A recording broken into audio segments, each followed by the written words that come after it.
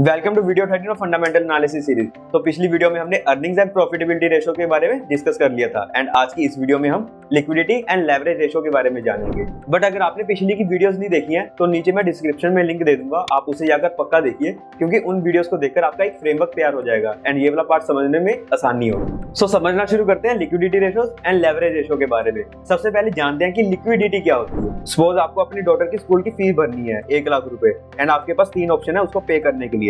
सबसे पहला, आपके पास 1 लाख रुपए का गोल्ड है, दूसरा आपके पास 1 लाख रुपए के शेयर्स है एंड तीसरा आपके पास 1 लाख रुपए का कैश है। तो आप उसे कैसे पे करोगे? ऑब्वियसली कैश पेमेंट करोगे। बट मान लो आपके पास कैश नहीं है तो मे भी हो सकता है कि आप गोल्ड को बेचकर जो पैसे आएंगे उससे उसकी फीस भर दो। अब मान लो आपके पास ऊपर के दोनों ऑप्शन ही नहीं है तो आप क्या करोगे? ऑब्वियसली आप अपने शेयर्स बेच के जो पैसे आएंगे उससे डॉटर की फीस भरोगे। यहाँ पर आपको साफ साफ क्लियर हो रहा होगा कि कैश की लिक्विडिटी सबसे ज्यादा है क्योंकि हम उससे आसानी से फीस पेमेंट कर सकते हैं। उसके बाद आता है गोल्ड एंड उसके बाद आते हैं शेयर्स, क्योंकि शेयर्स की लिक्विडिटी सबसे कम होती है क्योंकि ये मार्केट में बहुत ज्यादा फ्लक्चुएट करते हैं। उम्मीद करता हूँ आपको लिक्विडिटी वाला कंसेप्ट समझ में आ गया होगा। तो चलिए अब समझना शुरू करते हैं लिक्विडिटी रेशोस के बारे में। तो लिक्विडिटी रेशो 2 तरह की होती है। First one is current ratio and second one is quick ratio.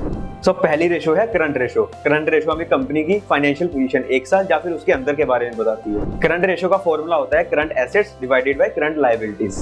And एक बात हमेशा याद रखना, जब भी हम किसी कंपनी को एनालाइज करते हैं तो उसका करंट रेशो 1.5 या फिर 1.5 से ज्यादा होना चाहिए। जितना ज्यादा होगा उतना ज्यादा अच्छा है कंपनी के लिए। इसे एक एग्जांपल की मदद से समझते हैं। सपोज कंपनी ये है जिसकी करंट एसेट्स है 100 रुपीज, यानी वो पैसा जो कि 1 साल के अंदर कैश में कन्वर्ट होने वाला है, जैसे बैंक डिपॉजिट।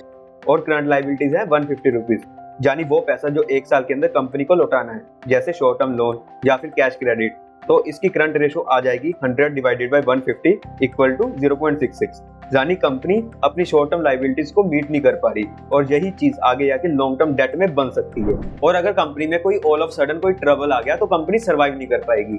इसलिए जब भी हम किसी कंपनी में इन्वेस्ट कर रहे हैं तो हमें देख लेना चाहिए कि उसकी करंट रेशो 1.5 है या नहीं, या फिर उससे ज्यादा होनी चाहिए। सो जिस भी कंपनी की आप करंट रेशो को देखना चाहते हो, सबसे पहले आप गूगल पे जाइए, वहां पे सर्च कीजिए मनी कंट्रोल। तो देन मनी कंट्रोल वेबसाइट पे जाइए, देन कंपनी को सर्च कीजिए जिसकी आप करंट रेशो देखना चाहते हो। लाइक अगर मैं TCS की देखना चाहता हूँ तो TCS सर्च करूंगा। देन नीचे स्क्रॉल डाउन करके फाइनेंशियल सेक्शन पे आइए, देन रेशोज के ऊपर क्लिक कीजिए। तो यहाँ पे आपको सारी रेशो देखने को मिलेंगी TCS की, लेकिन हम करंट रेशो को देखना चाहते हैं तो करंट रेशो आपको यहाँ पे देखने को मिलेगी। तो TCS की 2021 में करंट रेशो थी 2.92। सो ये एक अच्छी रेशो है क्योंकि मैंने बताया था कि 1.5 से ज्यादा होनी चाहिए। करंट रेशो को देखना चाहते हो तो यहाँ पे आप रिलायंस सर्च कीजिए, देन नीचे अगेन स्क्रॉल डाउन करके नीचे आइए एंड फाइनेंशियल सेक्शन पे रेशोज के ऊपर क्लिक कीजिए। तो जब आप फर्दर स्क्रॉल डाउन करोगे तो यहाँ पे आपको करंट रेशो को देखने को मिलेगी। तो रिलायंस की करंट रेशो थी 1.04 2021 में।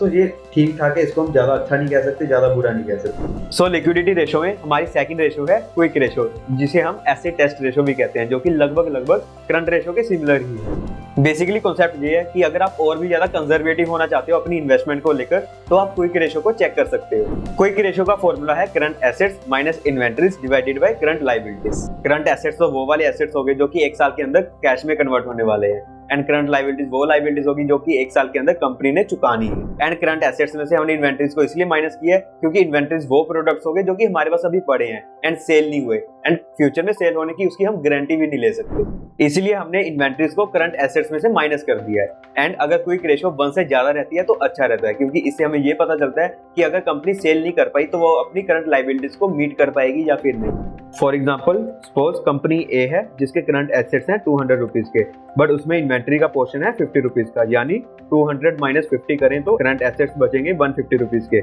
अब मान लो कि कंपनी के पास 200 रुपीज की करंट लायबिलिटीज है तो क्विक रेशो निकल के आ जाती है 150 डिवाइडेड बाय 200 यानी 0.75। इससे ये समझ में आता है कि यदि कंपनी में कोई शॉर्ट टर्म ट्रबल आ जाता है तो कंपनी सर्वाइव नहीं कर पाएगी। सो जिस भी कंपनी की आप क्विक रेशो को देखना चाहते हो तो सबसे पहले आप गूगल पे जाइए, देन टाइप कीजिए मनी कंट्रोल, देन इस वेबसाइट को ओपन करके लाइक अगर मैं TCS की क्विक रेशो को देखना चाहता हूँ तो TCS सर्च करूंगा, देन नीचे स्क्रॉल डाउन करके फाइनेंशियल सेक्शन पे आइए, देन रेशोज पे क्लिक करके आपके पास सारी रेशोज देखने को मिल जाएंगी आपको, लेकिन हम इंटरेस्टेड हैं क्विक रेशो में। सो यहाँ पे आप TCS की क्विक रेशो को देख सकते हो। तो TCS की क्विक रेशो थी 2021 में 2.92, सो ये भी बहुत अच्छी रेशो है, क्योंकि अगर ये रेशो 1 से ज़्यादा होती है तो अच्छा साइन माना जाता है। सो अब बारी आती है लेवरेज रेशोज की। बट ये लेवरेज रेशोज होती क्या है? बेसिकली लेवरेज रेशोज हमें ये बताती है कि कंपनी उधार लिए हुए पैसे के ऊपर कितना ज़्यादा डिपेंडेंट है। अगर लेवरेज रेशोज कम आती हैं तो इसका मतलब ये है कि कंपनी लोन लिए हुए पैसे के ऊपर बहुत कम डिपेंडेंट है। लेकिन अगर लेवरेज रेशो बहुत ज़्यादा हाई है तो इसका मतलब ये है कि कंपनीज के ऑपरेशन बहुत ज़्यादा डिपेंडेंट है लोन लिए हुए पैसे के ऊपर। सो लेवरेज रेशो में सबसे पहली रेशो है debt to equity ratio, and debt to equity ratio का फॉर्मूला है total long term debt divided by total shareholders equity. So debt to equity ratio हमें ये बताती है कि कंपनी के 1 रुपए इक्विटी के ऊपर कंपनी ने कितना कर्जा लिया हुआ है। अगर किसी कंपनी की डेट टू इक्विटी रेशो बहुत ज्यादा है तो इसका मतलब ये है कि कंपनी कर्जे के ऊपर बहुत ज्यादा डिपेंडेंट है अपने ऑपरेशंस को चलाने के लिए।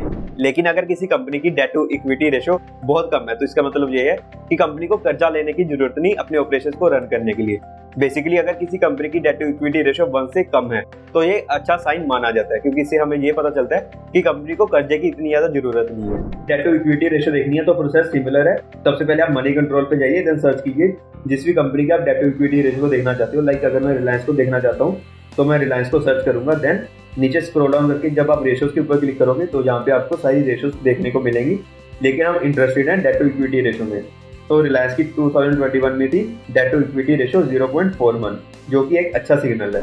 हमारी अगली रेशो है debt to asset ratio, and debt to asset ratio हमें ये बताती है कि कंपनी का कितना हिस्सा डेट से फंडेड है, एंड इसका फॉर्मूला है total liabilities divided by total assets.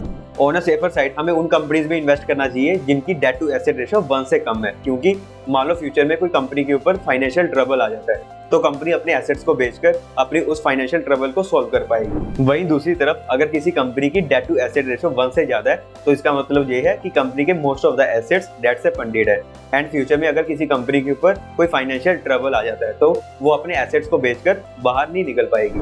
अब हमारी अगली लेवरेज रेशो है इंटरेस्ट कवरेज रेशो, जिसका फॉर्मूला होता है EBIT divided by interest expense.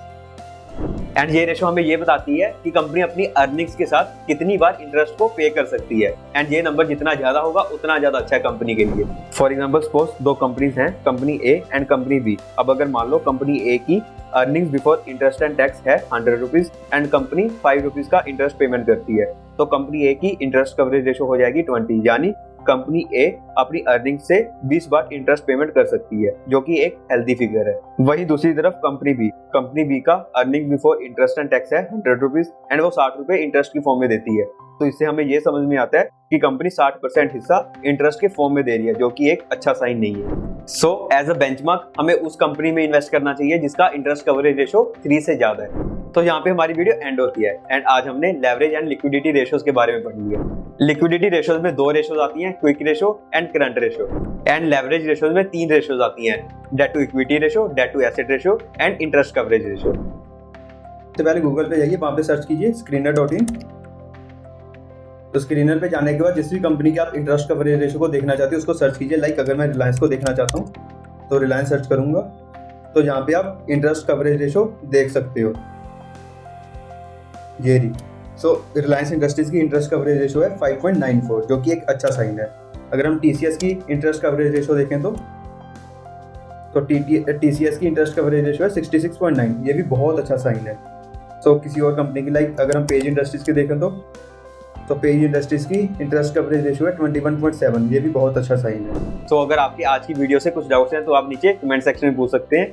तो आज के लिए बस इतना ही, मिलते हैं नेक्स्ट वीडियो में, तब तक के लिए बाय बाय, टेक केयर।